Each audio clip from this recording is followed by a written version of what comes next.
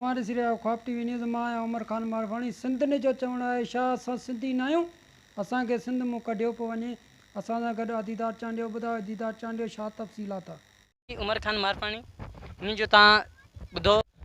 अदा असां बोर्ड जा मुतासिर आहियूं असां हिते आया विया आहियूं असांखे हिते जेको आहे सो MP आहे पुलिस आहे असांखे हिते माना जेको आहे सो तंग थी करे ऐं असांखे रहणु नथी छॾे असां बोर्ड जा मुतासिर आहियूं असां बचिड़ा वठी अचे हिन पंध ते रहिया आहियूं पोइ बि असांखे जेको आहे सो हिन धरती ते रहणो असांखे नथा छॾनि असां सिंध जा माण्हू न आहियूं असां मुतासिर आहियूं असांजो पोइ हिते सैलाब आहे पाणी आहे वॾो पाणी बीठो आहे असां उते छा कयूं असांजो माल लुड़ी वियो आहे असांजे ॻोठनि खे जेको आहे सो बंद वञी खंड ॾिना विया आहिनि।